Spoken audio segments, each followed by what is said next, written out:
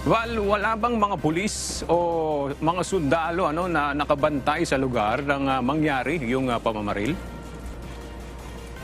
Aga may mga pulis at mga sundalong nakadeploy sa buong Bangsamoro Autonomous Region, subalit sa dami ng mga polling precinct at mga paaralan ay sadyang napakahirap din sa hanay ng PNP at AFP na mabantayan ang lahat, kaya nangyari itong pamamaril.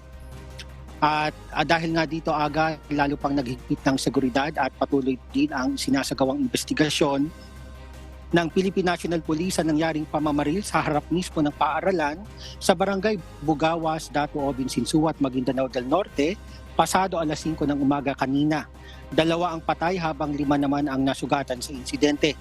Ang mga biktima ay mga supporters ng mga kandidato sa nasabing barangay, kaya't maituturing itong election-related violence ayon kay Dato Odin Sinsuat, PNP Chief Colonel Esmael Madin. Ayon din sa PNP, mga magkakamag-anak lamang ang naglalaban sa eleksyon sa naturang barangay.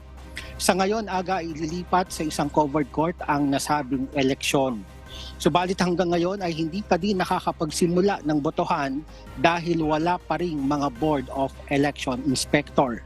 Samantala aga, pinaigting na din ng PNP at AFP ang seguridad sa ilang bahagi ng Lanao. Ito'y matapos na barilin ng isang lalaki sa barangay Poctan, Butig, Lanao del Sur kaninang umaga. At batay sa inisyal na impormasyon, ang biktima ay tumatakbong kapitan sa nasabing barangay. At nagdulot naman ng matinding takot at agad nagsitakbuhan ang mga botante matapos ang sunod-sunod na putok ng baril na naganap sa isang polling precinct sa bayan ng Tugaya, Lanao del Sur kanina. At yan muna ang update sa ilang bahagi ng Mindanao. Balik sa iyo, Ab.